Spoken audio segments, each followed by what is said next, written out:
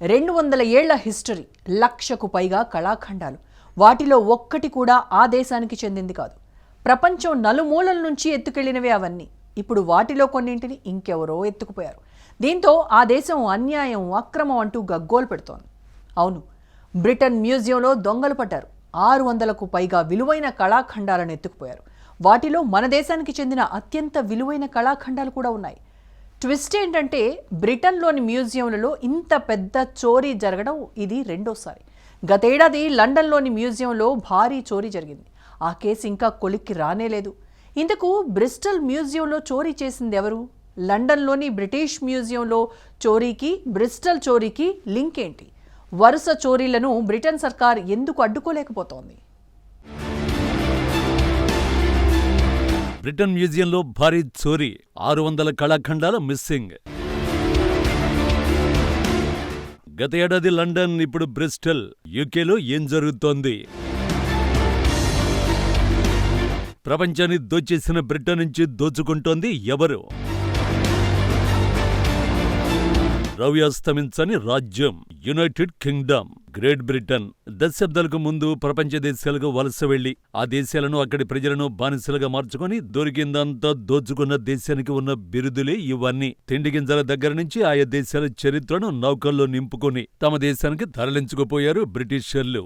కాలనీల పేరుతో ప్రపంచ దేశాలను హింసించారు. నాడు చేసిన దారుణాలకు ఇప్పుడు శిక్ష అనుభవిస్తున్నారు. ఆర్థిక, రాజకీయ, వలస సంక్షోభాలతో ఒకప్పటి గ్రేట్ బ్రిటన్ పరిస్థితి ఇప్పుడంత గ్రేట్గా ఏమీ లేదు. ఈ క్రమంలోనే తమ దేశం నుంచి దోచుకెళ్లిన కళాఖండాలను తిరిగి ఇవ్వాలని ప్రపంచ దేశాలు డిమాండ్ చేస్తున్నాయి. కానీ యూకే మాత్రం అది ఇంపాసిబుల్ అంటోంది. ఈ క్రమంలోనే ఓ షాకింగ్ విషయం బయటకొచ్చింది.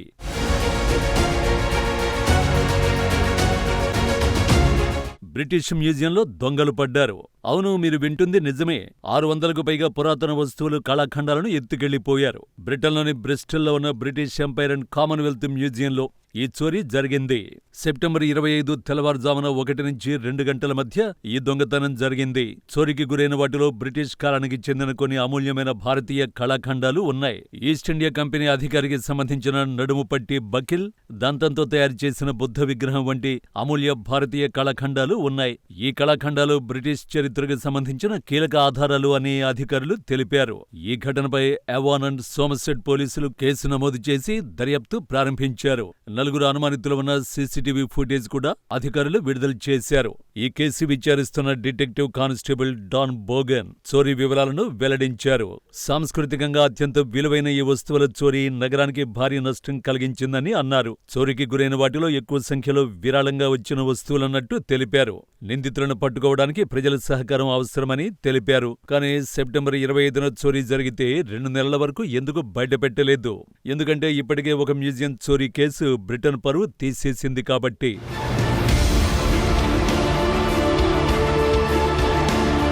గతేడాది లండన్లోని బ్రిటిష్ మ్యూజియంలో భారీ చోరీ వెలుగులోకి వచ్చింది.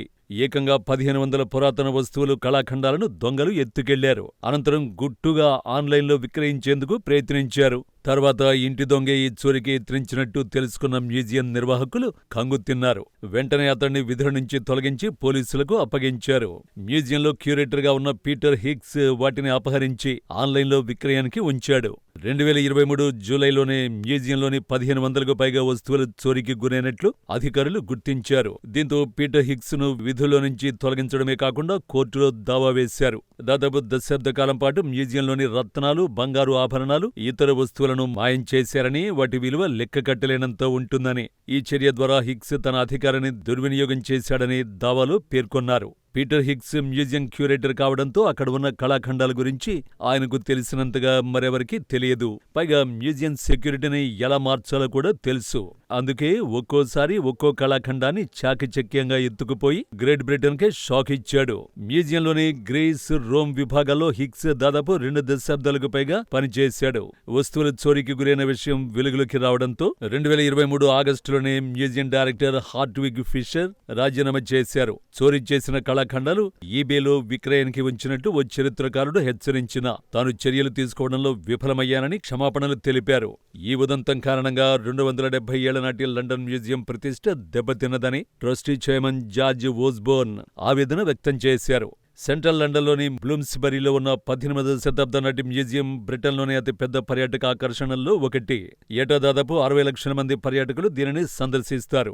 ఇక్కడ ఈజిప్షియన్ మమ్మీలు, పురాతన గ్రీకు విగ్రహాల నుంచి వైకింగ్ హోర్డులు, 12వ శతాబ్దపు చైనీస్ కవిత్వంతో కూడిన స్క్రోల్స్, కెనడాలోని స్థానిక ప్రజలు సృష్టించిన మాస్కుల వరకు ఉన్న కళాఖండాలని చూసేందుకు ప్రపంచవ్యాప్తంగా ఎందరో ఆసక్తి కనబరుస్తారు. అలాంటి మ్యూజియంలో మూడో కంటికి తెలియకుండా 1500 కళాఖండాలను చోరీ చేయడం చిన్న విషయం కాదు. అందుకే ఈ వ్యవహారం ప్రపంచవ్యాప్తంగా తీవ్ర చర్చనీయాంశం అయింది. చివరికి కేసు విచారణ కోసం America top investigative agency FBI కూడా యాక్షన్లోకి దిగింది.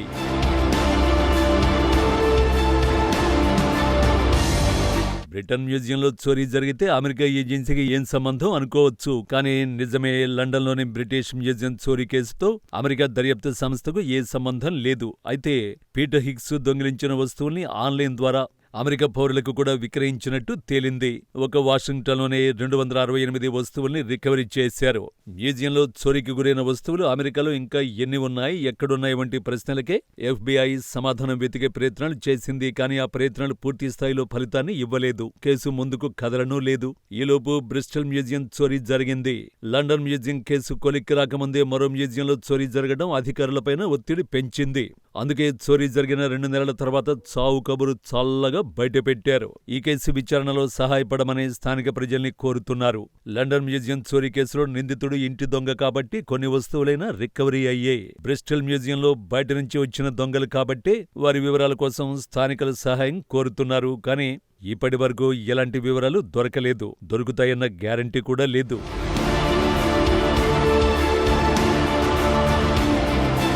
ఈ మొత్తం వ్యవహారంలో 100 ఏళ్ల మ్యూజియంల ప్రతిష్ఠ దెబ్బతిన్నదని యూకే గగ్గోలు పెడుతోంది. చారిత్రక మ్యూజియాలలో భారీ చోరీలు జరగడాన్ని అప్రతిష్టగా ఫీలవుతోంది.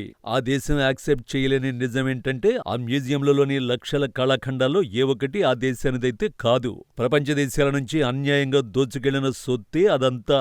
సింపుల్ గా చెప్పాలి అంటే బ్రిటిషర్లు ప్రపంచం నలుమూలల నుంచి దొంగిలించుకుపోయిన విలువ కట్టలేని సొత్తును ఆ దేశానికి చెందిన దొంగలే అపహరిస్తున్నారన్నమాట.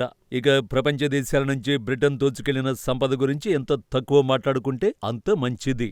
ఒక మన దేశం నుంచే అక్షరాల $64.82 ట్రిలియన్ అంటే 5,55,00,00,000 కోట్ల రూపాయలు విలువైన సంపదను దోచుకుని పోయిందా దేశం. ఆ సంపదే ఉండి ఉంటే మన దేశం ఎప్పుడూ అభివృద్ధి చెందిన దేశంగా మారి ఉండేది. ఏదైతేనేం ప్రపంచ దేశాల నుంచి దొంగిలించిన కళాఖండాలు చోరీకి గురవడం, ఈ ఘటనతో తమ ప్రతిష్ఠ దెబ్బతిందని యూకే గగ్గోలు పెట్టడాన్ని సోషల్ మీడియా వేదికగా నెటిజన్లు ఏకీపారేస్తున్నారు. ఒక్క ముక్కలో బ్రిటన్ కొత్తగా అప్రతిష్ఠ పాలవలసిందేమీ లేదు. తన దోపిడీలతో ఎప్పుడూ అప్రతిష్ఠ పాలైందా దేశం.